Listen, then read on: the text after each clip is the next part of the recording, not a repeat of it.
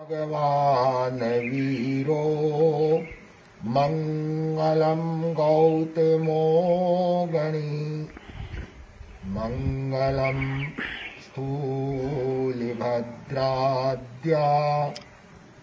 जैनिधर्मोऽस्तु मङ्गलम् मङ्गलं मतिमान् भिक्षु मङ्गलं भारमल्लिक मङ्गलं रायचन्द्राद्या मङ्गलं तुलसी गुरु महाप्रज्ञोऽस्तु मङ्गलम् महाश्रमणोऽस्तु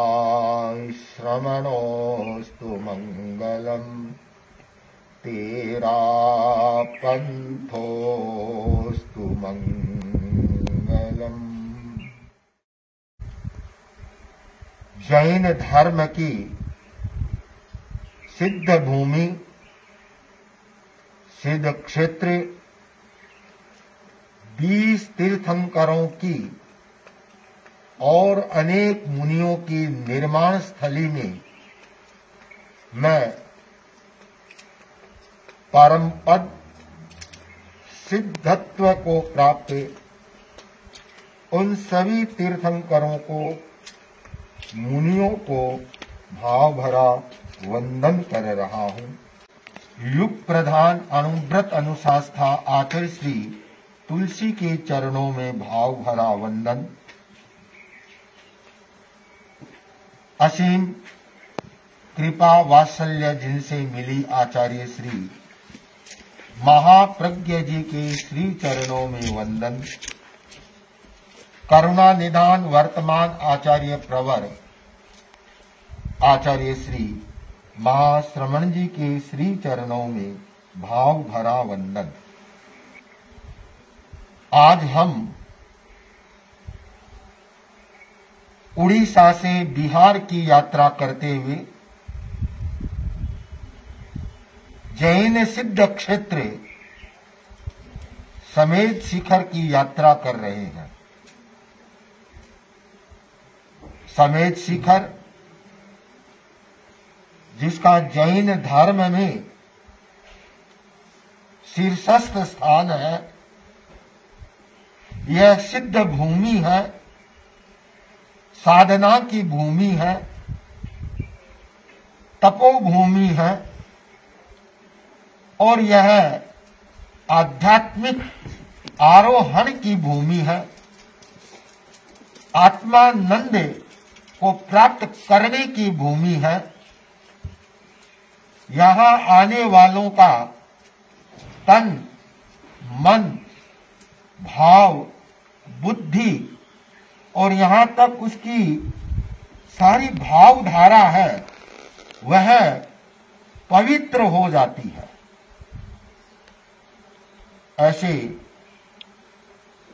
तीर्थस्थल पर आकर हम दोनों संतों को, मैं और मेरे सहवर्ती मुनि रत्न कुमार जी को सहजानंद की प्राप्ति हो रही है। यह समेत शिखर पर्वत जहां 20 तीर्थंकरों का निर्माण हुआ, निर्वाण स्थली है। यहाँ लगभग 37 वर्ग किलोमीटर में यह क्षेत्र फैला हुआ है। भौगोलिक दृष्टि से आकर्षक है, हरा भरा है और तपोभूमि, आध्यात्मिक भूमि होने से शांति का स्थल है। इस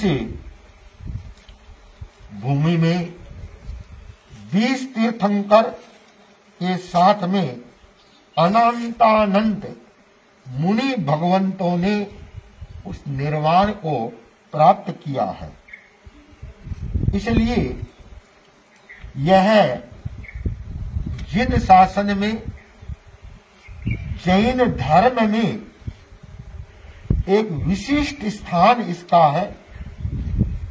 ये जैनियों की पवित्र स्थली है, जिसे किसी प्रमाण की जरूरत नहीं है।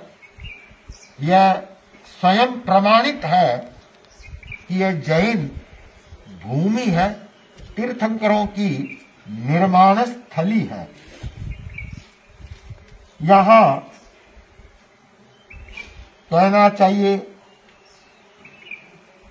नीचे से जब ऊपर चढ़ते हैं और चढ़ते चढ़ते चोपड़ा कुंड और गौतम स्वामी की गणधर गौतम की टोंक आती है,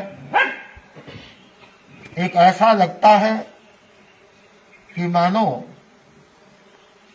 ऐसी भूमि पर पहुंचे हैं जहां असीम आध्यात्मिक शांति की अनुभूति हो रही है। इस टोंक पर गौतम स्वामी की टोंक से कहते कि 9 टोंक के दर्शन होते हैं, 9 टोंक दिखाई देती है।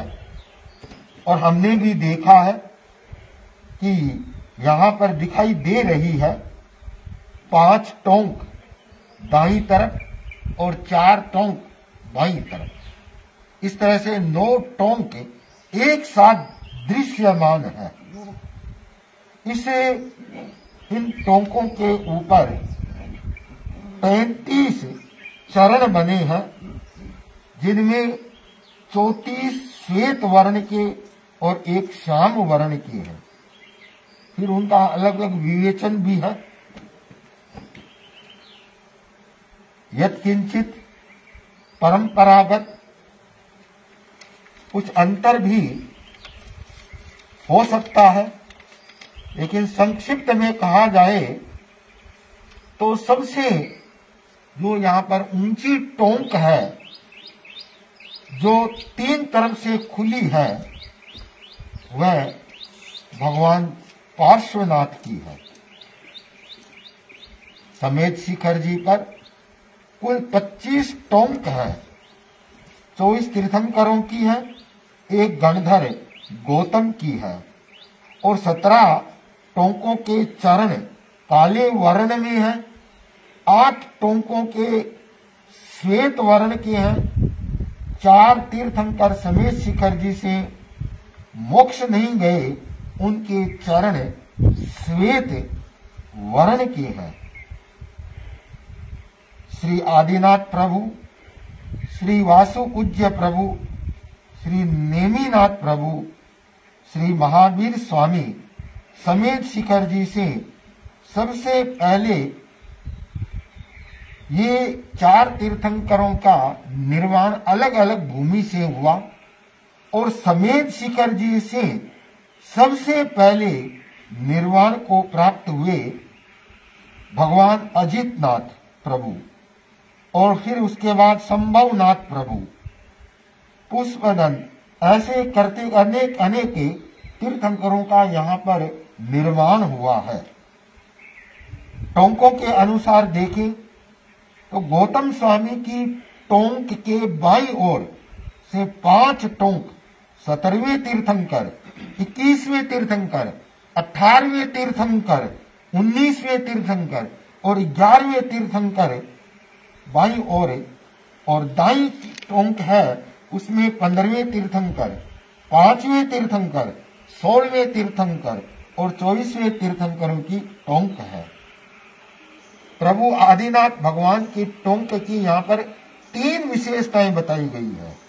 इनकी श्वेत वर्ण के चरण है, चरण के बीच में बैल का चिन्ह है, किसी और टोंक में तीर्थंकरों के चिन्ह नहीं है और उनके चरण सबसे बड़े चरण है।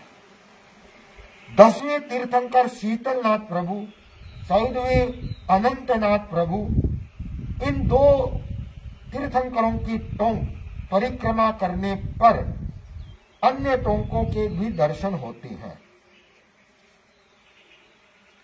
चंद्र प्रभु की ललित कूट, 23वें भगवान पार्श्वनाथ की स्वर्ण भद्र कूट सभी टोंकों के केवल सुविधिनाथ भगवान की सुप्रभ टोंक ही ऐसी है जो चारों ओर से खुली है।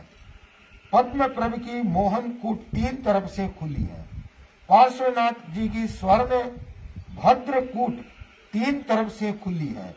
से सभी टोंके एक तरफ से खुली है। सभी टोंकों में केवल 3 टोंक ही ऐसी है जिन पर एक जोड़ी चरण से ज्यादा चरण है। गौतम स्वामी की टोंक और 35 युगल चरण वासुपूज्य की टोंक पर 5 युगल चरण है। नवीनाथ भगवान की टोंक पर 3 युगल चरण बने हैं। पार्श्वनाथ भगवान की टोंक पर नीचे गुफा में भी चरण बने हुए हैं। इस प्रकार पार्श्वनाथ भगवान की टोंक पर 2 चरण हैं। समेत शिखर जी के 25 टोंकों पर टोटल 66 चरण हैं। समेत शिखर जी में पार्श्वनाथ टोंक अभिनंदन नाथ टोंक पर चरण पुनर्स्थापित हुए। और ये भी मान्यता है कि आगामी 24 में यहाँ से 24 ही तीर्थंकर यहाँ से निर्वाण को प्राप्त करेंगे। यह एक ऐसी मान्यता परंपरागत है, ऐतिहासिक भी हो सकती है, पौराणिक भी हो सकती है।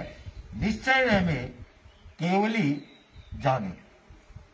आज हम दोनों संतों ने, मैंने और मुनि रत्न कुमार जी ने जिस क्रम से यहाँ पर टोंकों का भ्रमण किया, दर्शनीय स्थलों का अवलोकन किया, यहाँ की एक तरह से परिक्रमा की, तो गौतम स्वामी की टोंक से हम कुंथुनाथ स्वामी, ऋषभानंद स्वामी की जो शाश्वत टोंक कहलाती है, चंद्रानंद स्वामी वह भी शाश्वत टोंक है, नमीनाथ भगवान, अरनाथ भगवान, मल्लीनाथ भगवान, श्रेयांसनाथ भगवान, सुविधिनाथ भगवान, पद्म प्रभु भगवान, मुनि सुब्रत स्वामी, चंद्र प्रभु भगवान, आदिनाथ, अनंतनाथ, शीतलनाथ, संभवनाथ, वासुपूज्यनाथ, अभिनंदन भगवान, शुभ गणधर स्वामी की टोंक